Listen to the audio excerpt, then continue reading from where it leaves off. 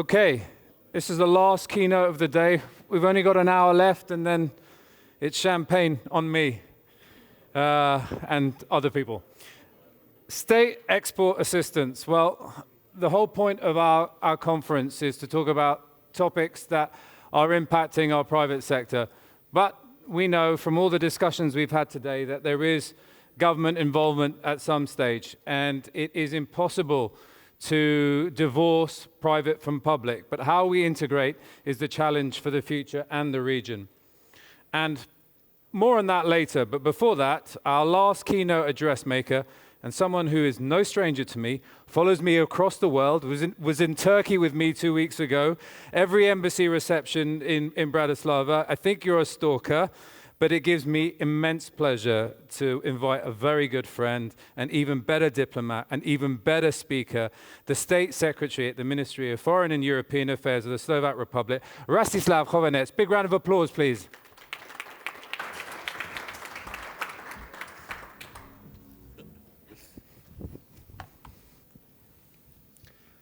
Good afternoon, everybody.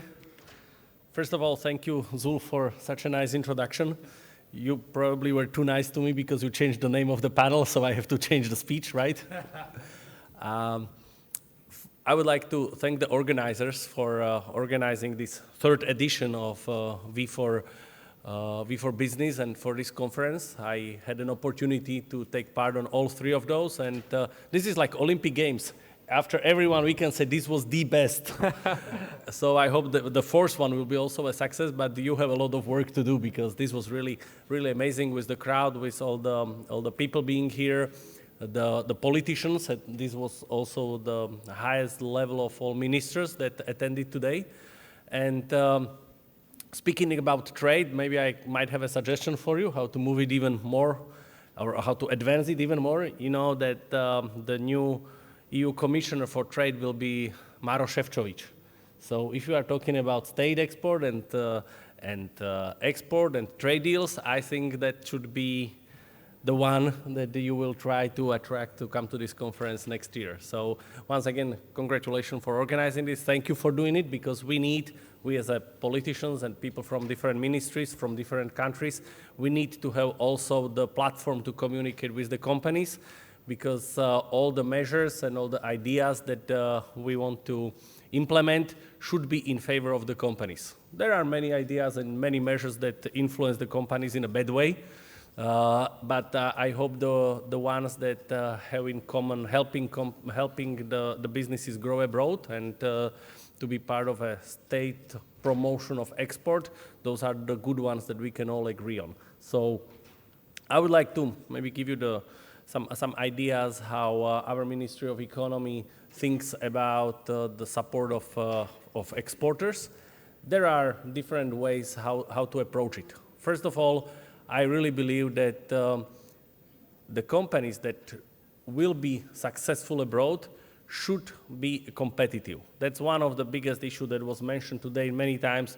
EU is losing its competitiveness. What I like to say that previously, we were the economic power, I mean, the 50, 70, 20 years ago, because we were able to do something better than the rest of the world. Now, the gold that we are doing, the only gold that we are producing is gold plating. And that's something that the new EU Commission should probably get rid of, because the bureaucracy is growing and it influences the businesses in a bad way. If we don't change anything and we don't bring the competitiveness back to the companies, we will not be talking about export, and no way will the support be important, because they will not be able to sell their goods abroad. So first of all, I think we need to look inside our market and inside our laws to help companies innovate and to be more productive. When we master this, we can look about helping companies to be successful abroad. I really believe that what we need to continue working on is bringing a lot of finances. We have representatives of Eximbank and different institutions that will support some of the projects with financing. If the project is feasible, if the regular banks can be involved, that's great. But there are some occasions and maybe some countries where the political risk is too high and where the state-owned banks or banking institutions should come to help these companies and these businesses, and that's one of the issues or one of the instruments that needs to be taken into consideration. The other is the number of people that we have abroad.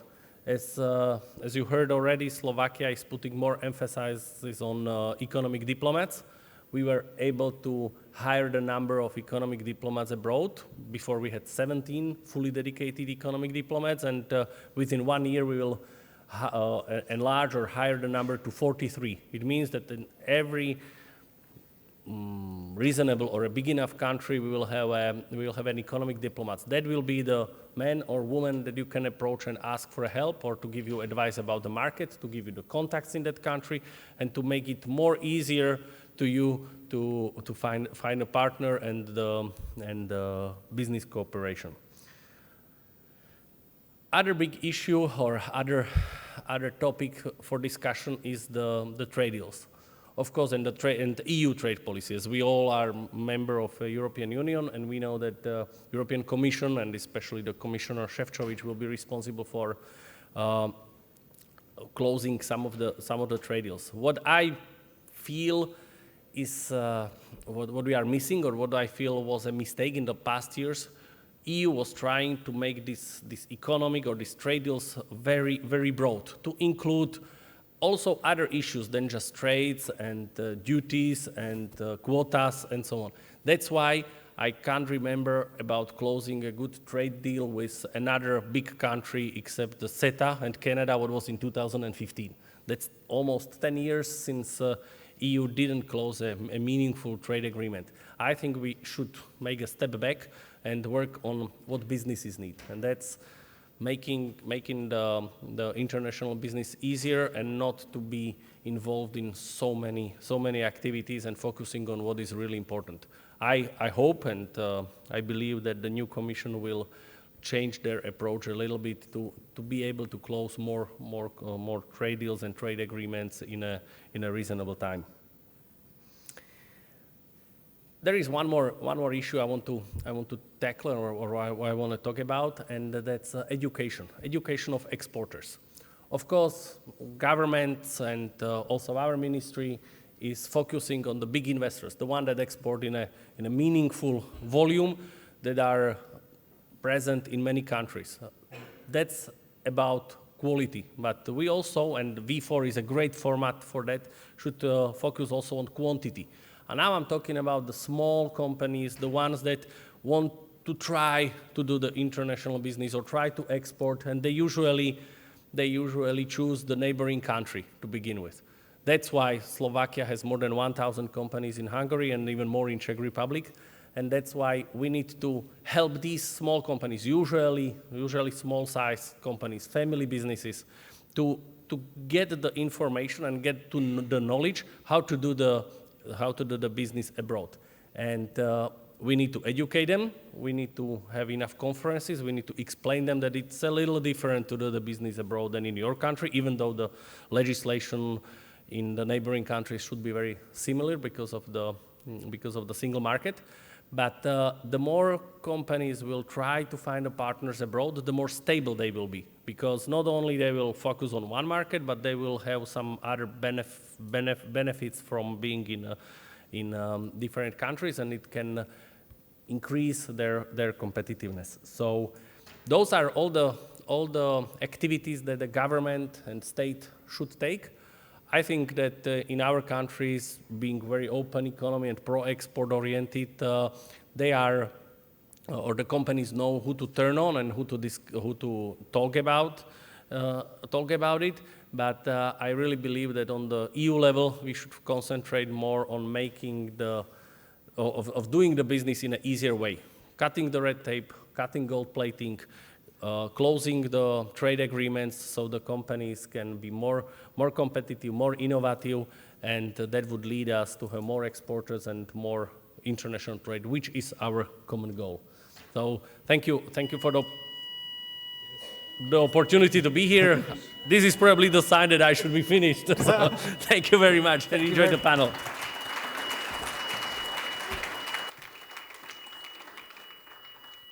I'm not sure what that is, a fire alarm. I guess we're just going to have to power on through. Okay.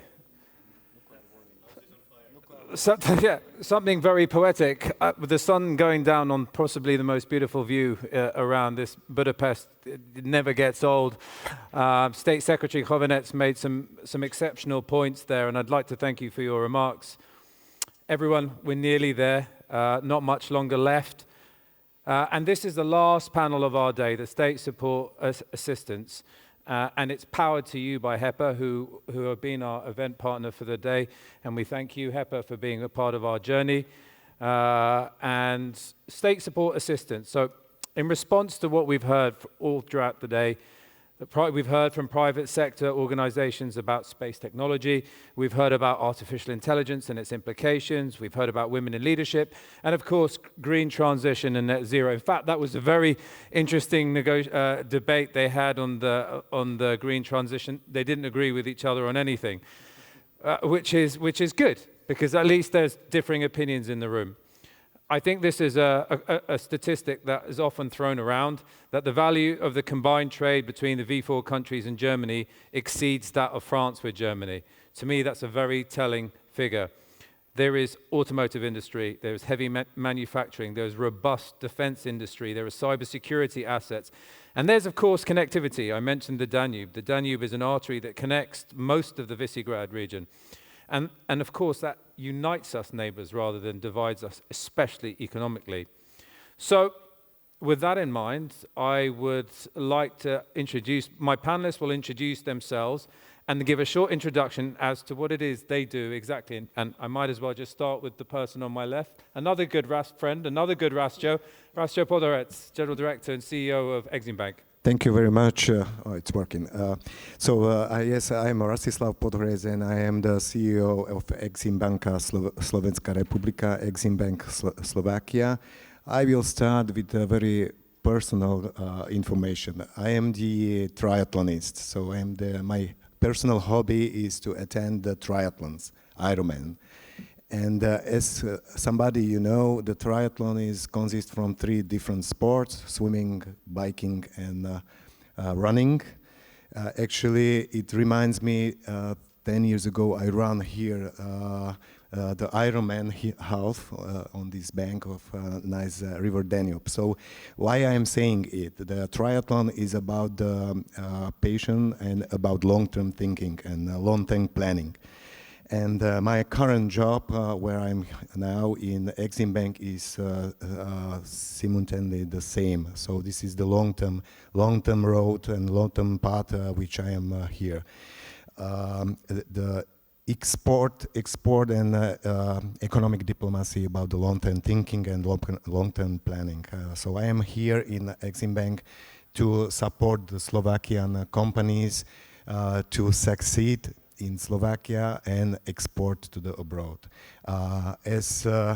As in sport, I am doing the different sports. The managing of Eximbank is a sport of different sports, like speaking to Ministry of Foreign Affairs, speaking to Ministry of Finance, then talking to ambassadors, talking to the different companies, talking about the needs, and this is what I am doing.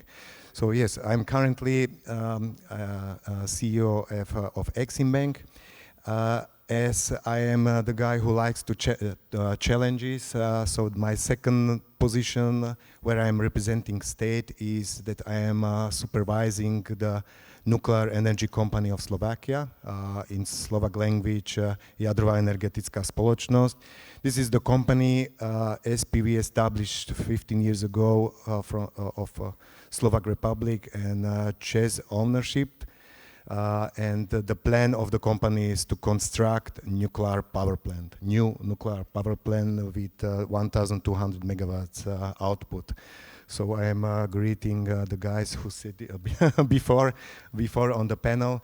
But Slovakia needs to secure the energy security and the basic load energy. So this is what I am doing on my second position. So I am doing my job in favor of Slovak exporters, and I think that the nuclear power plant will be a huge opportunity for Slovak industry as well. So thank you very much. Thank you very much, Rastislav Podhorec. And on to our next speaker, Rudolf. Thank you for the floor. First of all, let me introduce myself. I'm glad that I can participate here on this event because I think that it is really important to share our experiences on trade promotion and state support assistance. I'm the director of the Trade Promotion Department on Ministry of Industry and Trade in the Czech Republic. And today I would like to say a few words about our trade promotion system. Last year we came out with new export strategy, and also this year we have a new economic strategy of the Czech Republic. So these two strategies goes hand in hand, and maybe I don't know if now I have a few minutes to talk about them. Floor is yours. Okay, thank you. First of all, let's think about where we are now. I think that we four countries have common issues to solve. One of the issue is that we are still in some positions of global value chain. It means that we are trying many years how to get into higher positions of global value chains, and I don't think that we solved it for now. Yeah. But what we can do in the future. In the example of Czech Republic is a country which has a complex product space. Talking about product space, what is it? If you imagine what everything is produced in the country and what of these products are exported with some on which of these products are we focused on? Then we can see the Czech Republic has high-tech products. But what we do with these high-tech products in the Czech Republic? Are we just assembling parts in the Czech Republic, or are we innovating and going from the first thing of the production to the end? In some companies, yes, we are, and we have some of these companies. But many things of these products are imported to the Czech Republic, or part of these products, then they are assembled in the Czech Republic, and then they are exported. And even we don't do the final marketing of these products. So in the last few years, Czech Republic focused on being innovative, to have enough financing for development. So I think that now we are better in development. We have many companies that develop really nice things. Maybe then we manufacture them or produce them, sure. But still we don't sell them abroad. We still are just a part of some chain, and we are not in the marketing of these products. So one of the objectives of the export strategy is to get into the marketing, to go to the third countries, not just through Germany or through these type of countries, but be the finalist of the products. So it's really important.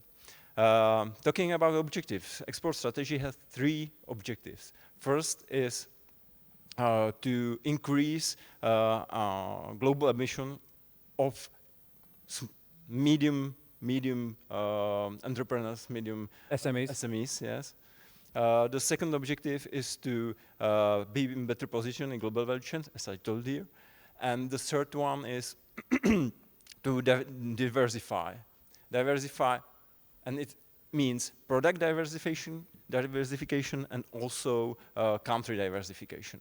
And you cannot diversify just through trade promotion.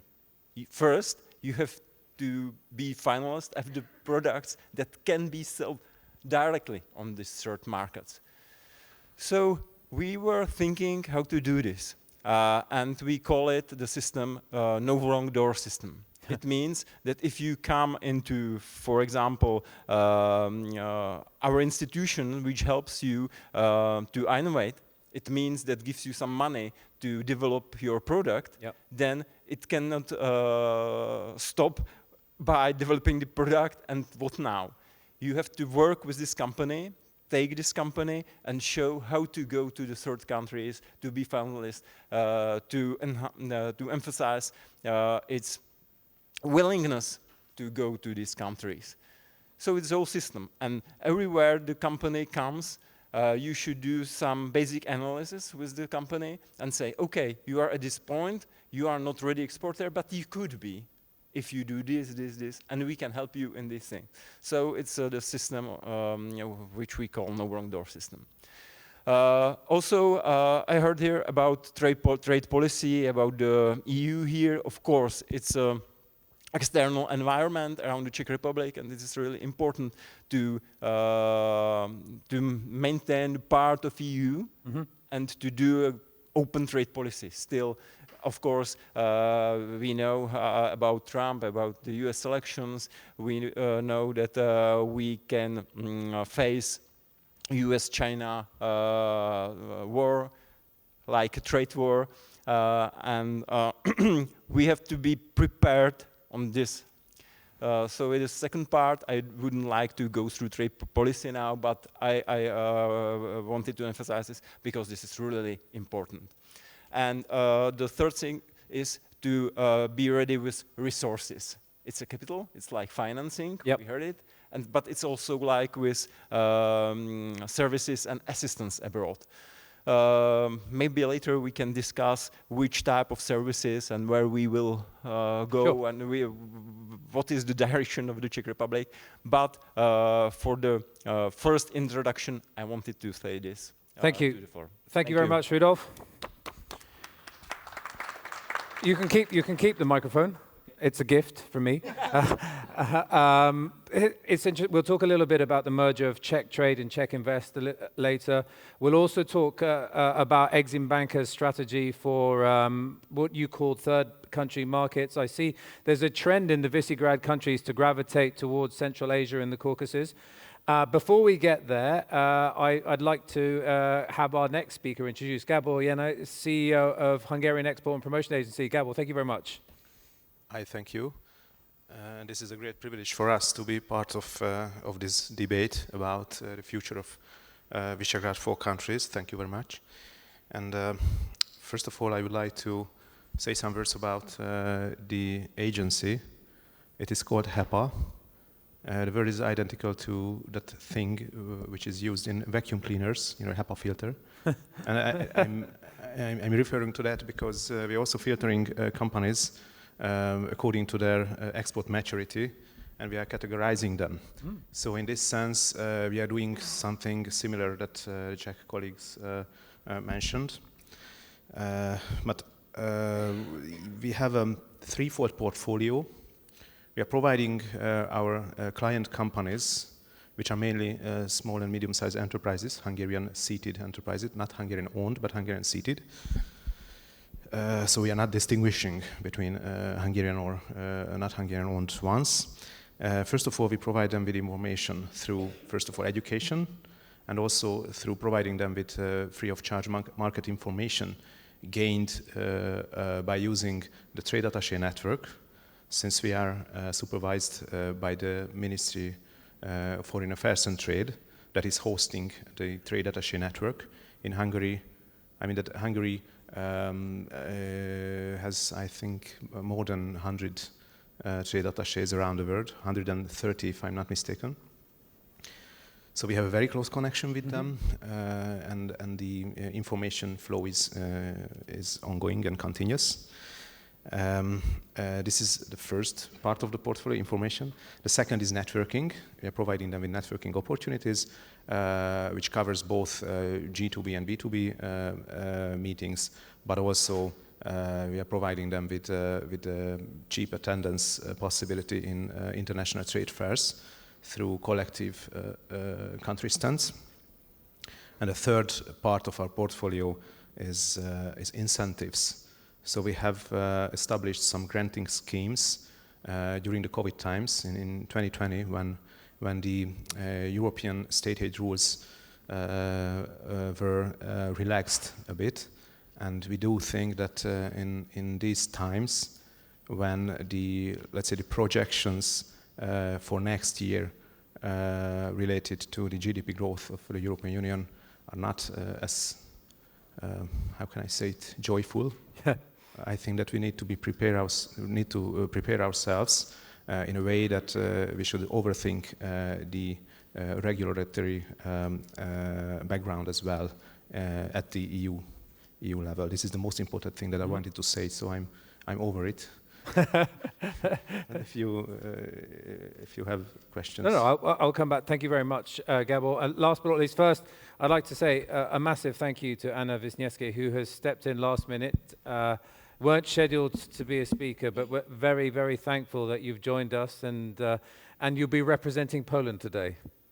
Thank you very much. Yes, I'm General Director of Polish-Hungarian Chamber of Commerce, which is a Polish institution, but I have to tell the topic is state export assistance. We are a non-governmental institution, but in the original program there was Marcin Karaskiewicz from PAIH. We are cooperating with PAIH on a daily level, but I will not talk about PAIH state assistance. But I will talk about what we, a non-governmental institution, can provide for companies. We are dealing with two countries, Poland and Hungary. Our seat is in Poland, in Krakow, and we have 70 plus members.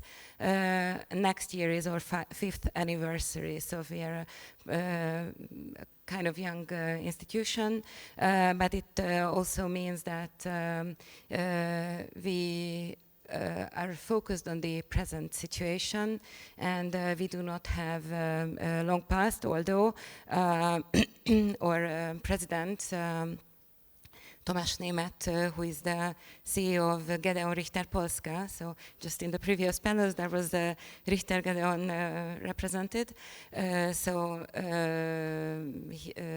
Richter is a premium partner of our chamber. He mentioned that storytelling is very important. And basically 100 years ago, such a chamber existed. So we have more than 100 years of history exactly. But there was a little break due to the war. And just three things, what I always emphasize and what is very important for the companies. The first is information. And here we talked about artificial intelligence and all the new technologies. It's very important to have the latest and up-to-date information. That's a crucial thing for companies. The second is networking. So what we do is community building. We are building community in Poland, and Poland is very diversified. So you have to be there, not only in Warsaw, it's not like Hungary. I'm sorry, I will talk about these two countries because I know these two countries. So if we are focusing on Hungary, then we have to be here and present in Budapest. But when in Poland, then we have to be there regionally. For example, we had an event in Rzeszów, that is the seat of the Aviation Valley. We were in Warsaw, which is a fintech center and startup and digitalization and everything what is government. But in Krakow, that's for SSC and all the commerce. And when it's industry, then you have to go to Katowice. And I can talk about Opole, which is automotive industry. So it's a huge market, and there are lots of talks. And just a last thing, it's the services. So a chamber is good because there are lots of knowledge from the companies, not from us as an institution, but the knowledge of the companies who can provide these services what are needed from the other part for the companies who are entering the market. But I will stop here and give the word to you. Thank you very much to all of my panelists for their introductions. If you can cue the Slido image, if you've got any questions for our last panelists, I think you can put the Slido image up. Please scan the QR code or text in hashtag V4Business in slido.com. Ask them questions because we've got half an hour left. I can see some eyes closing, so we'll try and keep this as upbeat as possible. It's not how boring we are, it's because it's a long day. We have a question there in the audience. We will get to it in a minute. Can we have a microphone here in the audience? But first, I have a question for all of my panelists. There is skepticism amongst the region on PPPs, so public-private partnerships. I saw, and in fact, Gábor mentioned it just now, in COVID, private sector was being rescued by public sector. Other countries, public sector was being rescued by private. There were subsidies in place.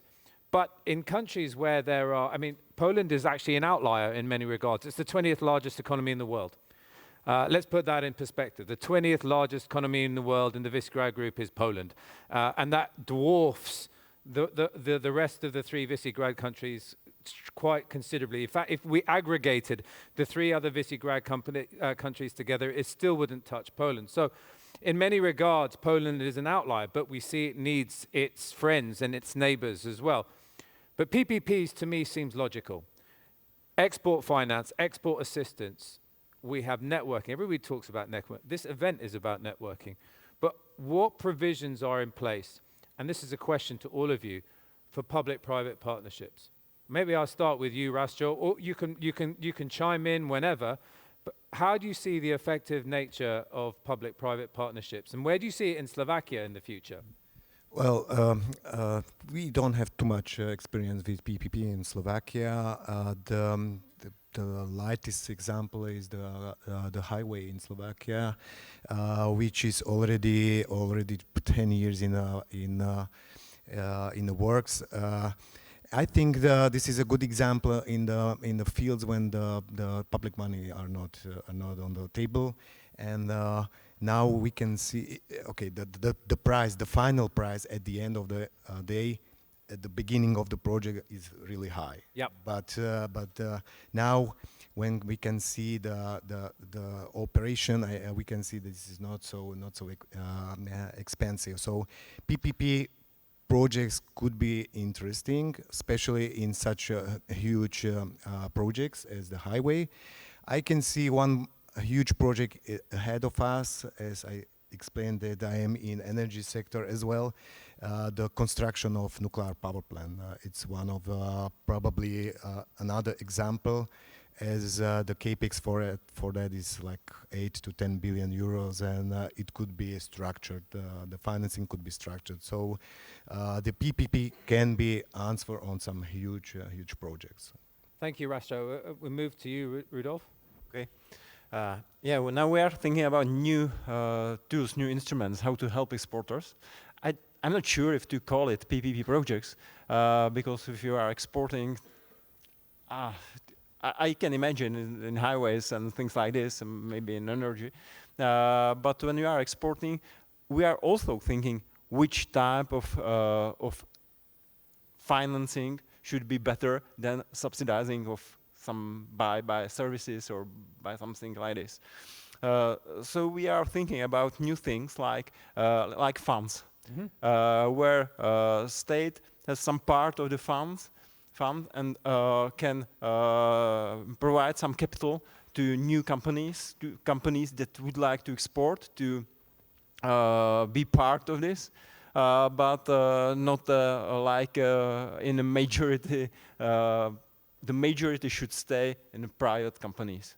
But we can see it in the field of startups. Yep. For example, we are now trying to have a new instrument for the startups, where state could come with some fund, but also with another. So if the state invests in a fund, and then the fund IPOs, does the state get a dividend?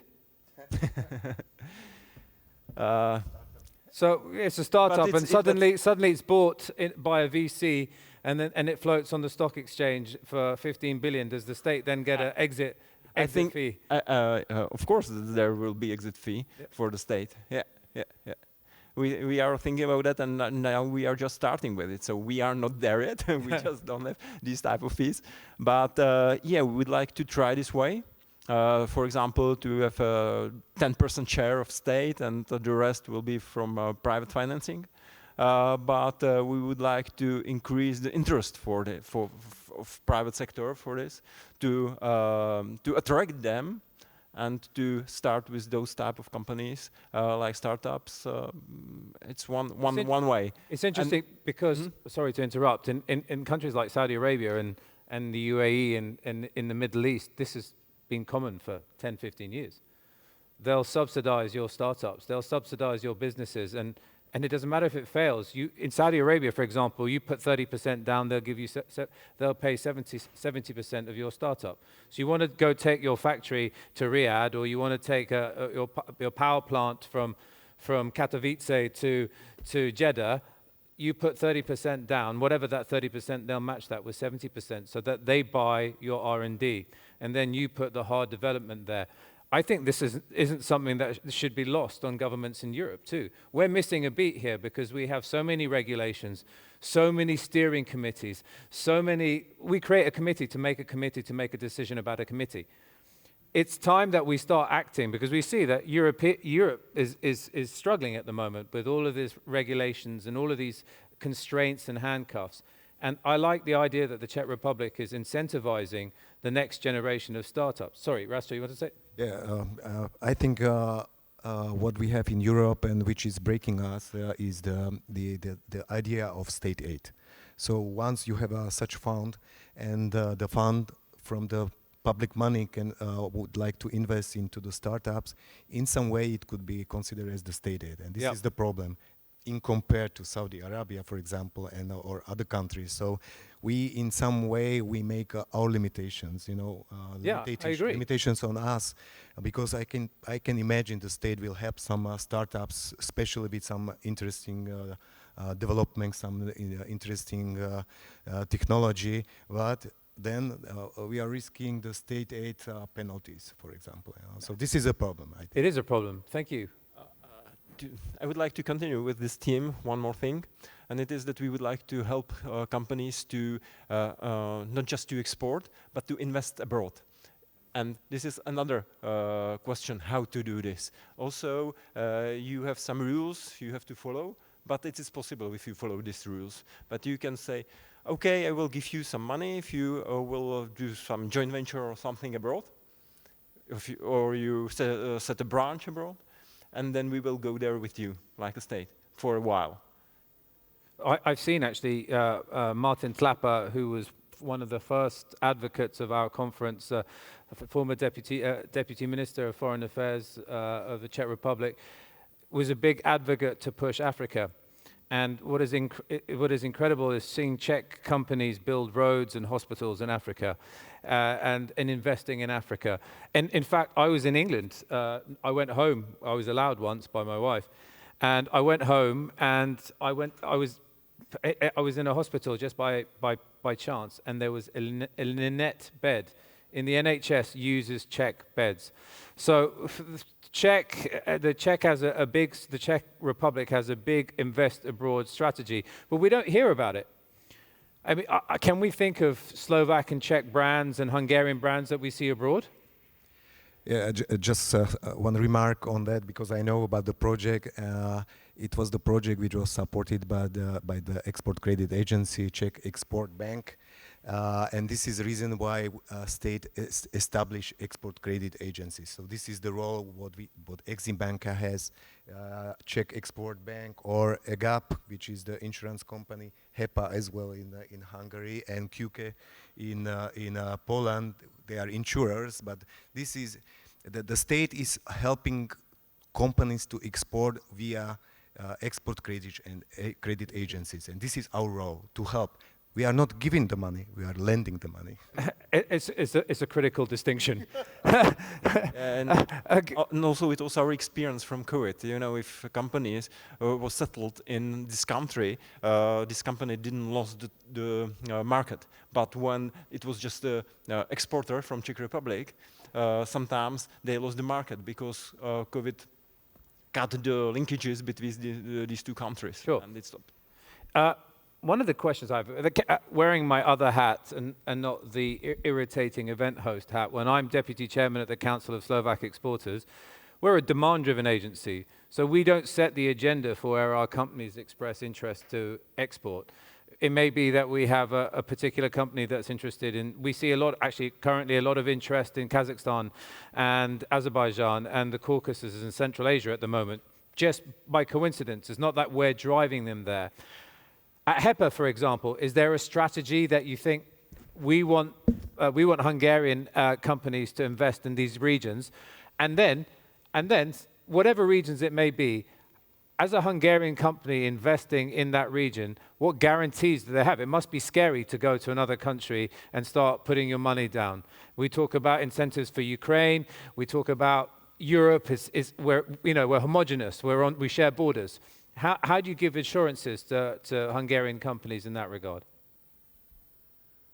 Actually, I'm not representing a bank.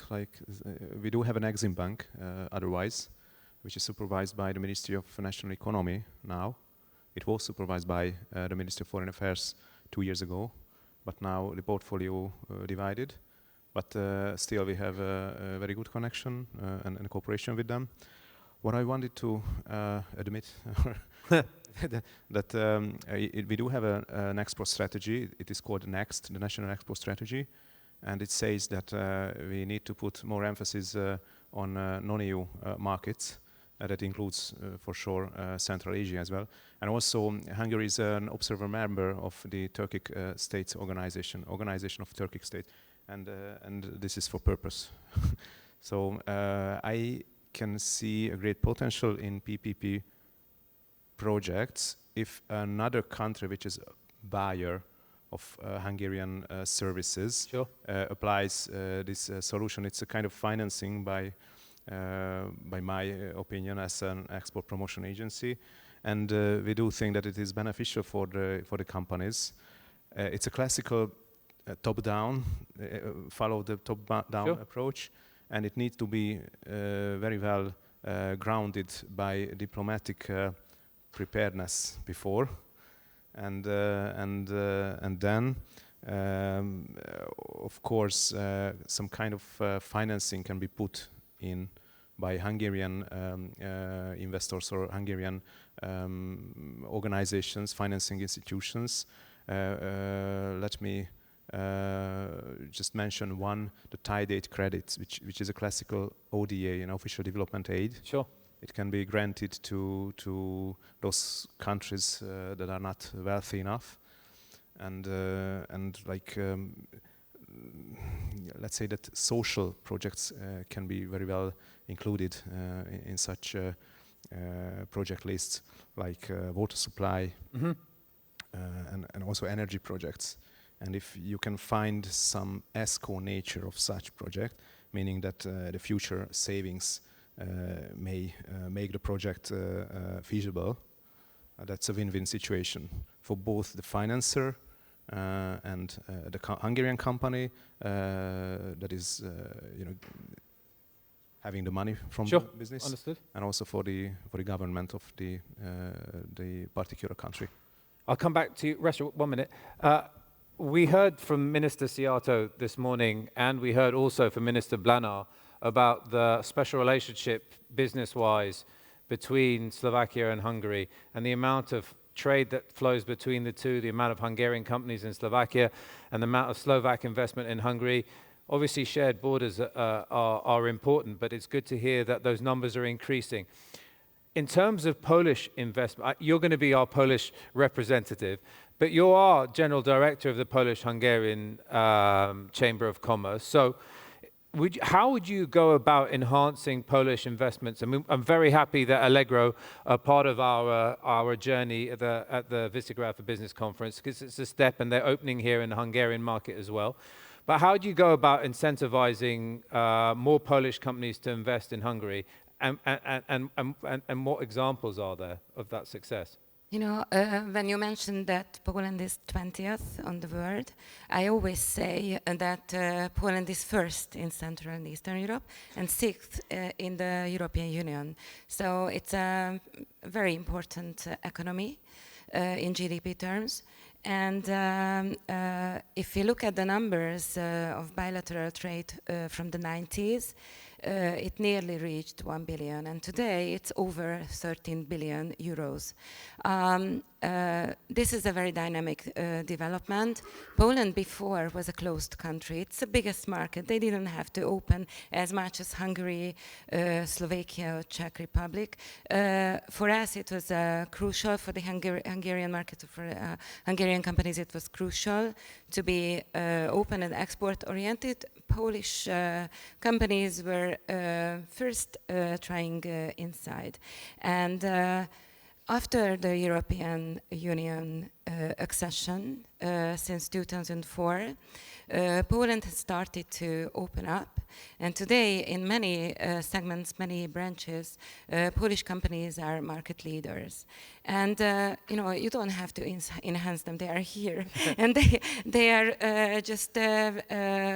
After Czech Republic and Slovakia, Hungary is in a very natural direction, and what we see is that there is a very dynamic increase in bilateral and also investment-related attention of the Hungarian market, but also of the V4, and not only. So there are companies who are focusing on the whole Central European region. So basically, it's a very natural process. This is the first market. And what I wanted to say, it's for you mentioned the state aid. What I see is that basically those who are competitive, they do not need state aid. They are here naturally. They don't need any grants, because they will make up from the profit for themselves. It even distorting the market if you are giving too much state aid. And this is also true for the startups. We had a startup program. We have just closed it last week in Warsaw. And there were 4 startups. One of them already got financing offer. So it goes naturally. What we as institutions, we are a non-governmental institution, can do is networking. It's showing or introducing them, creating the trust towards them, and making them visible. It's crucial. So those soft grants or soft aid, what makes the companies being able to introduce themselves in a sophisticated way, marketing materials. So these small aids can be more or very efficient. Of course, I'm telling or talking about European market.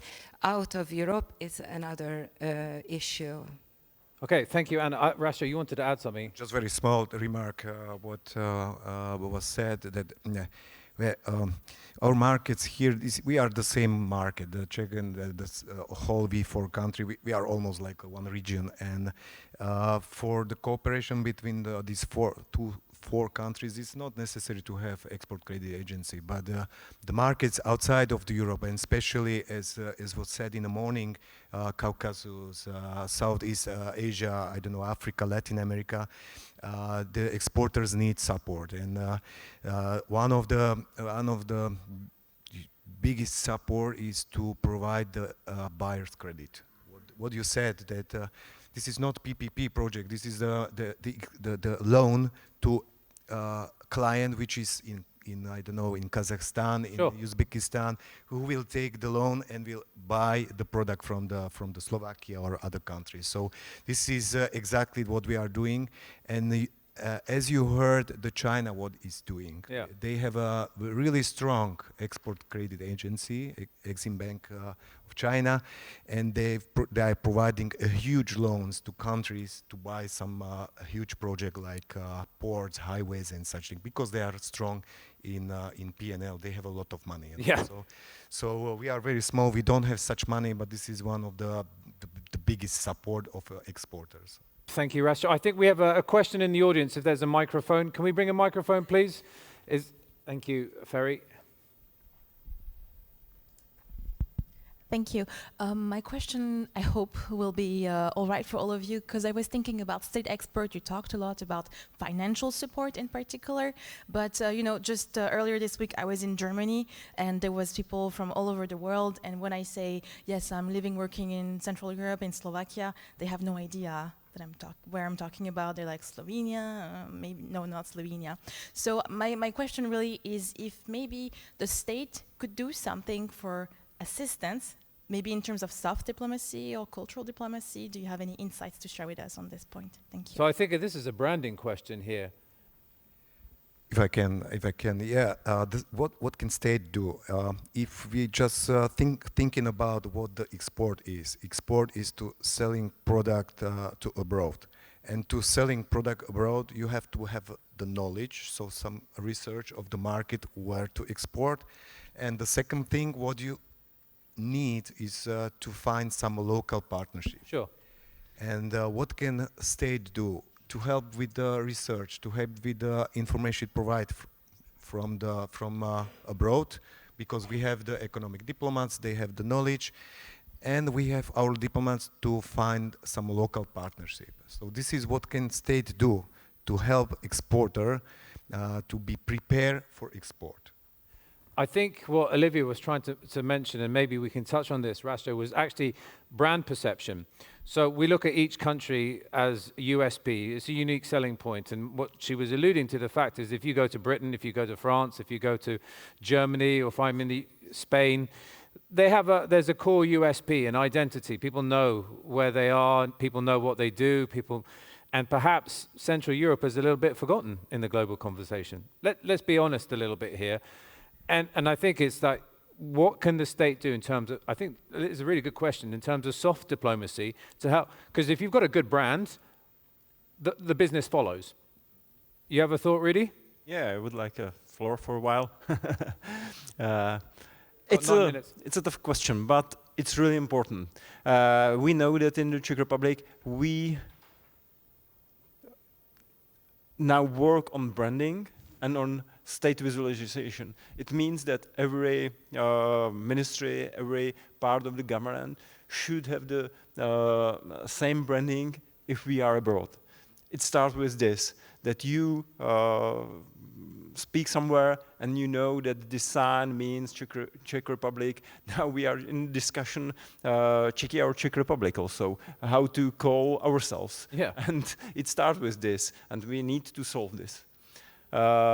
We realize that this is really important to, in the long term, to be in the world and to others know that you are from this country and you are good in something. In history, the Czech Republic is known for its beer, but we wouldn't like to be just a country of a beer. We would like to be a country of products and many different technology products.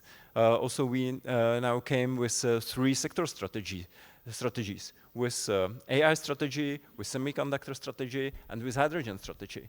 And this is what we would like the world should know. But do they know? I don't think so now.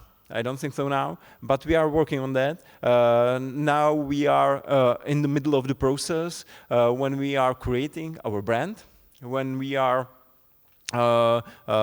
just trying to come out with some design and visualization of Czech Republic, which we will use in every fair, in every exhibition, in every summit, everywhere.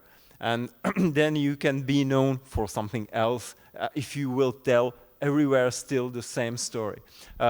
I can give you an example. If you go in Prague through the streets, for example, everybody in Prague knows Charles Bridge and goes through Charles Street, through Charles Bridge to the castle, and you look to the shops, it's total mess. And if you go to Sweden or to some northern countries, you go through Stockholm, and this type of souvenir shop has the same type of souvenirs, and you know this is the Sweden. This is how Sweden looks like. We are good for this. So it is not just about export. It's about everything. How the country... Perception. Yeah. And while we're on the topic of Prague, Trdelník belongs to Slovakia. And to Hungary. We're going to have an argument about Tokaj too. No. It's, we can do that later over wine. But this is my example, exactly. Oh, sorry. Because when the Chinese president Xi Jinping visited Budapest this year in May, he said that the relations between Hungary and China is like Tokaj, tasty and smooth. By aging, it's getting better. This is my amendment. But when I had a chance to visit China, and vice versa. Sorry, I'm not the president of Sorry. So they asked me whether we can ship 1 million liter of this wine. So be careful with country promotion because it needs to be delivered at the end. So, this is a big task for us, I think, because... But what do you think, Gábor? What do you think, now we have our audience here, what is the perception of Hungary? And I'll come to you also, Anna. Everybody has a fixed idea of their country in their own country. We saw today the wheels of bureaucracy move at breakneck speed. We see in Slovakia different identity, and there's people in Slovakia have a very strong sense of nationalism, rightly so or wrongly so. You can do that. In Poland, everybody knows Robert Lewandowski and Iga Świątek. These are sporting icons. But in your own country, you have a very fixed perception of what your country is. When you go outside of Hungary, what do you think foreigners perceive Hungary being? A nation of, not Tokaj, but this is... The problem is that our economies are very diverse, I think. That we almost do everything, we produce everything. And it's hard to, to pair a country with one or two branches of goods. For instance, Czech Republic has Hans Ledvinka, a famous car designer, but we do know Skoda as a German car with a Hungarian-built engine from Győr. See, V4 collaboration. Exactly, V4 collaboration. So maybe we should think about common branding. Quite right. Not a bad suggestion. Anna? Yes, so in Germany, Poland is well known because they have some football players. Not only Lewandowski, but they had Klose and Podolski before, but they are not active anymore. So basically, I think when you mention Poland as such, they know. And they also make a lot of money by investing in Poland and Central Europe. So I would say that an average German entrepreneur knows these markets very well. And this is the Germany and V4. It's the strongest economic center of Europe, basically. So they should know, and I think they know, because we as a chamber, many times the second or the third, because basically Polish and Hungarian entrepreneurs turn to us, but the third one is Germans. And I would say also Switzerland, we get a lot of questions also from the Swiss entrepreneurial part. So basically I think Western Europe, I would say they do not know us. They know it very well, and they know about the potential of this area. But what they don't know is V4.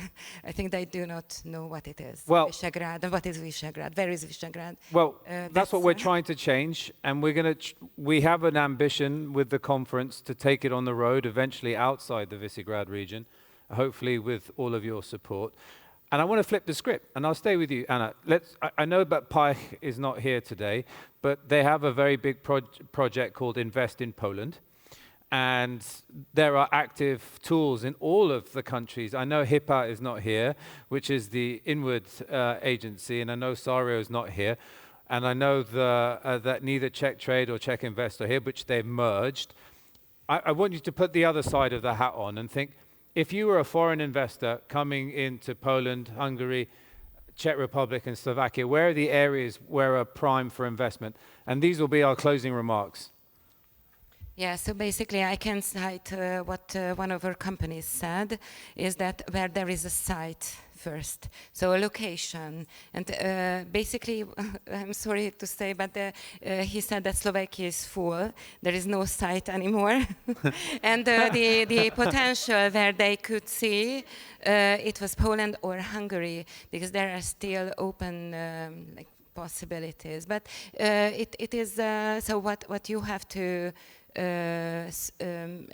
like suggest or emphasize, it's that you are not like 100% full with investors, but you still have open areas, you have open spaces. The second one is, of course, very important, is the incentives, how much you give, and this is where Poland is relatively strict, and they are not as generous as the other countries. They say that the big market is basically compensates for giving most or most often less. And also what is I think different in the Polish side is that very regional. So there are regions, and in the decision what kind of investment can settle in a region, there are 17 voivodeships in Poland. It's not only the state that decides, but also the local authorities have a word.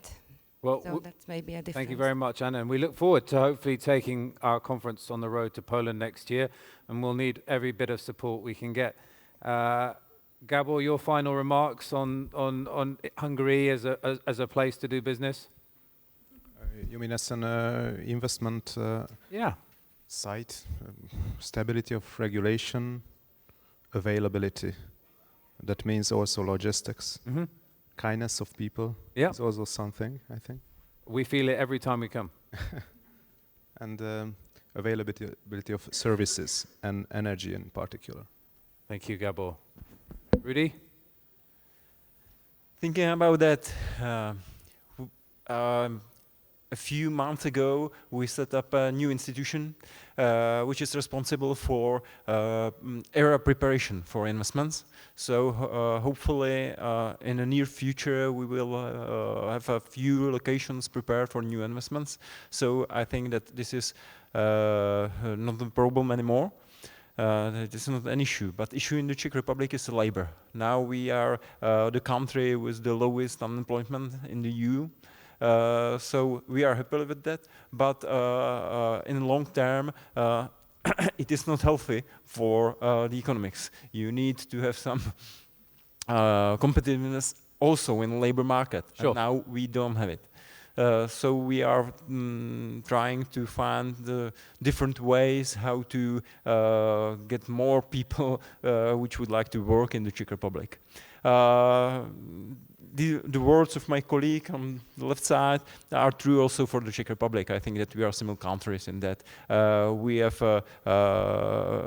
areas, administration, of course, some regulation, but I don't think that we are some bureaucracy country. So investors... You should try going to the foreign police in Slovakia. This bureaucracy in Central Europe is crazy. Okay, so we have investors that are interested in the Czech Republic, but the issue was the labor. Okay, thank you. Thank you. So for surprise, I think some sites are left in Slovakia. So we do have some sites. As I am not the expert on FDIs, I cannot Okay, I can repeat what my colleagues said about the Slovakia, about the legislation, all these things. So I can understand everything. What I know exactly is, as they probably will export, so they can come to Eximbank Slovakia, and we can support them by export credits, by insurance, or guarantees issues. So if some investor will come to produce and export abroad from Slovakia somewhere, they can come to Eximbank Slovakia. Thank you very much. And with that, can you give a round of applause to my panelists? Thank you very much. And if you kindly stay seated, I'd like to conclude my involvement in today's conference by saying that I live in Slovakia. I courted my wife in Prague. I lived in Poland 20 years ago, and I fall in love with Budapest every time I come here, just a little bit more. So I'm committed to the V4, so should you be. And on that note, it gives me great pleasure to invite Chairman of the Council of Slovak Exporters, founder of the Visegrad for Business Conference, and permanent pain in my side, Lukas Parazek.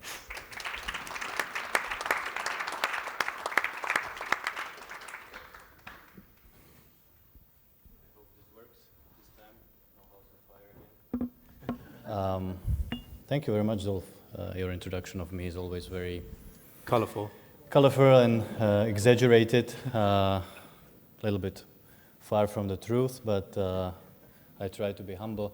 I don't want to keep you away, all of you, from these trdelníks and pivo and goulash and tokaj and what was all mentioned, because we're going to have the best part of the day, which is the dinner and the reception, the informal networking. But first of all, I would like to really thank and sincerely express my gratitude to the Hungarian side today as hosting country, HEPA and the Ministry of Foreign Affairs and Trade, for helping us pulling this conference together. It's always a challenge. And one of the topics today that we had was women in industry.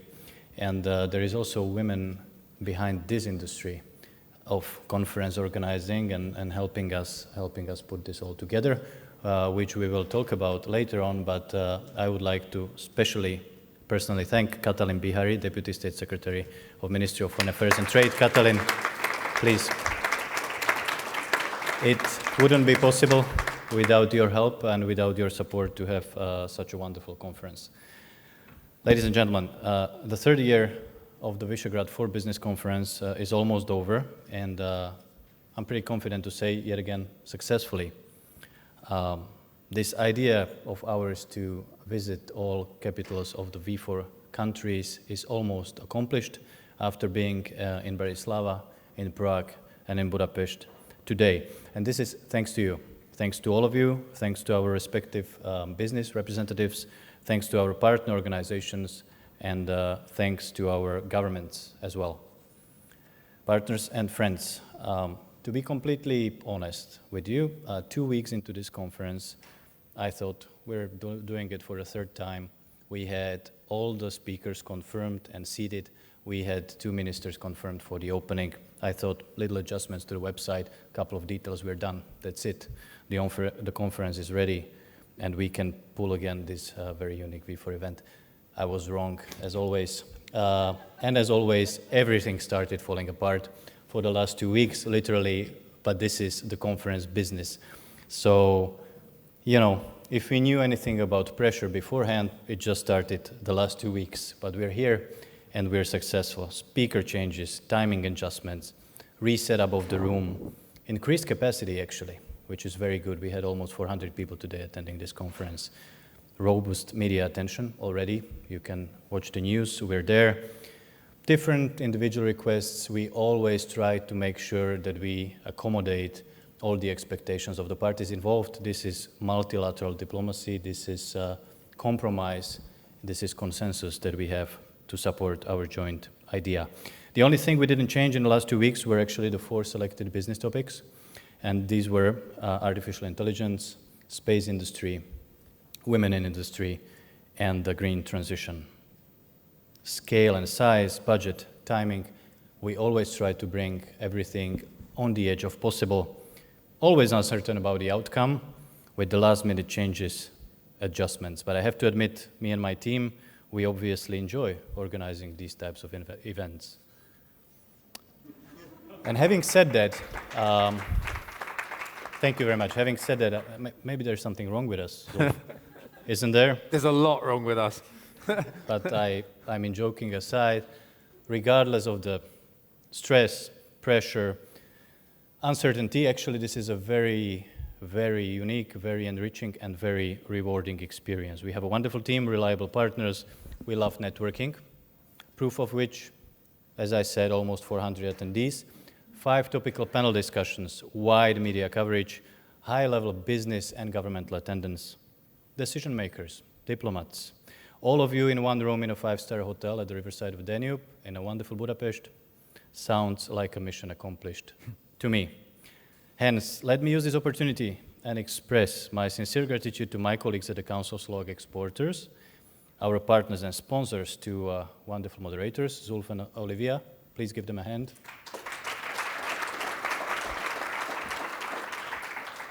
To HEPA, yet again, headed by Gábor, Jenei. The MAPI Club, Czech Exporters Association, Polish Economic Forum, Visegrad Fund, Allegro, Renomia, and Slovakia Travel for supporting us. To honorable ministers and the Ministries of Foreign Affairs of Slovakia and Hungary for escalating a level of this conference by their participation.